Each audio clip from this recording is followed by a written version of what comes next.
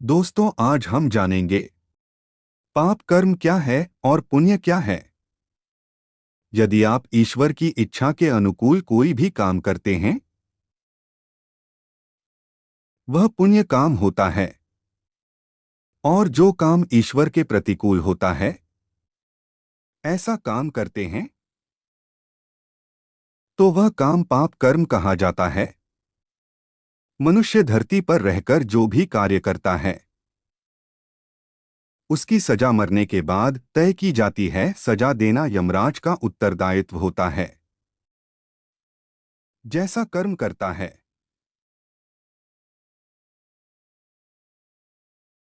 पुराणों में कई अच्छे और बुरे कर्मों के बारे में बताया गया है। गरुड़ पुराण और कठोपनिषद में तो यह भी बताया गया है कि मनुष्य को अपने पाप कर्मों के कारण मृत्यु के बाद अलग अलग तरह के पापों के लिए कौन कौन सी अलग सजाएं दी जाती हैं। गरुड़ पुराण में उल्लेख मिलता है कि मनुष्य धरती पर जो कुछ भी पाप करता है, उन सभी पापों की अलग अलग सजा बारी बारी से मिलती है। यम के न्याय में किसी भी पाप की सजा से बचा नहीं जा सकता है। कामी व्यक्ति के लिए ऐसी है सजा। गरुड़ पुराण में बताया गया है कि परस्त्री पुरुष संबंध रखने वाले को लोहे के गर्म सलाखों को आलिंगन करवाया जाता है। जो पुरुष अपने गोत्र की स्त्री से संबंध बनाता है, उसे नर्क की यातना भोग कर लकड़बग्घा अथवा शाही के रूप में जन्म लेना पड़ता है। कुंवारी अथवा अल्पायु कन्या से संबंध बनाने वाले को नर्क की घोर यातना सहने के बाद अजगर योनि में आकर जन्म लेना पड़ता है। जो व्यक्ति काम भावना से पीड़ित होकर गुरु की पत्नी का मान भंग करता है,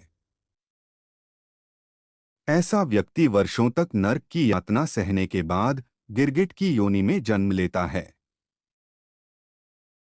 मित्र के साथ विश्वासघात करके उसके पत्नी से संबंध बनाने वाले को यमराज गधा की योनि में जन्म देते हैं।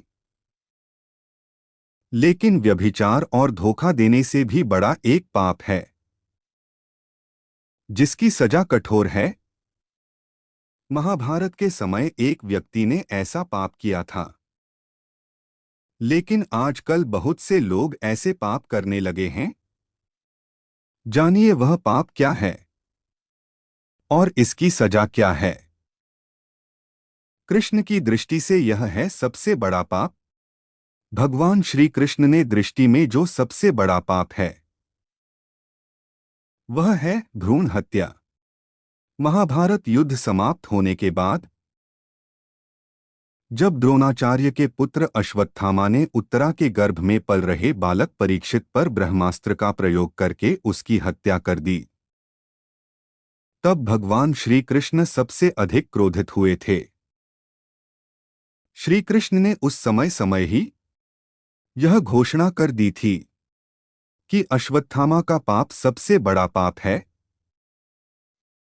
क्योंकि उसने एक अजन्मे बालक की हत्या की थी। श्री कृष्ण ने इस पाप की सजा स्वयं अश्वत्थामा को दी थी। कृष्ण ने अश्वत्थामा के सिर पर लगा चिंतामणि रत्न छीन लिया और शाप दिया कि तुमने जन्म तो देखा है, लेकिन मृत्यु को नहीं देख पाओगे। यानी जब तक सृष्टि रहेगी तुम धरती पर जीवित रहोगे और कष्ट प्राप्त करोगे।